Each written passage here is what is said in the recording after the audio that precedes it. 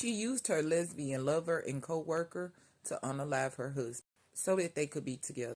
This is the story of Elizabeth and Michael Turpin and her fatal seduction.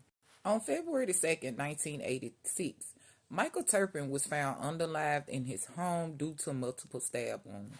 His wife, Elizabeth Turpin, who wasn't at home that night prior, who didn't make it home to the next day, came home the next day and reported him missing. Elizabeth and Michael Turpin was from Lexington, Kentucky, and they married 6 months prior to Michael's unaliving. Now, Miss Elizabeth here was known to be a wild party girl.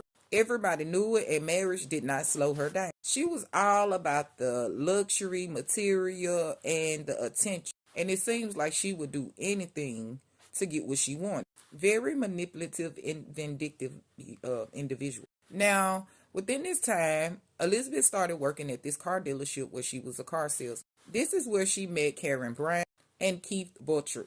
Hopefully I'm saying that right. Elizabeth formed a relationship with the two, and she began hanging out nonstop with them. Even so deep to where Karen and she bond was very close and deeper than what we knew. Now, Michael here, Elizabeth's husband, he was just this homebody good guy who went to work and tried to have something. He knew he couldn't stop his wife, and people would tell him, like, things that Elizabeth would be doing and suspected of her. But it seems like Michael just enjoyed being with Elizabeth. And it also seems like Michael just really wanted his marriage to work. But Elizabeth, she was fired. And on February 3rd, 1986, you would find Michael Turpin unalived in his home due to multiple stab wounds. Now, the night prior, around by 7 o'clock, Elizabeth had told Mike she was going out on the town and don't wait up for her. Elizabeth, she went out and she hung out, and she did not come back till the next day. When Elizabeth made it home, she noticed that her husband, Michael, wasn't there, and that she called and reported him missing to the police.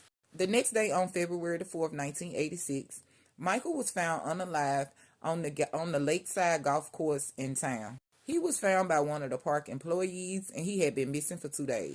Now, upon the discovering of the unaliving, the police called in Elizabeth to discuss some things, but they didn't suspect her of anything at the moment. But Elizabeth started doing a little bit too much talk. Elizabeth went to talking about how Michael was abusive towards her. He wasn't the person that we thought that he was. He was like an undercover drug kingpin for a mafia family boss, some type of stuff like that. That his family just really did not know who Michael really was. Now, Elizabeth was really downplaying this marriage, like she was just afraid for her life and she just wanted to be out of it, how Michael was not a good person. But really, Elizabeth was the one that had the ulterior motive. Miss Elizabeth had told the police that she had went out around by 7 o'clock, did not return home to the next morning.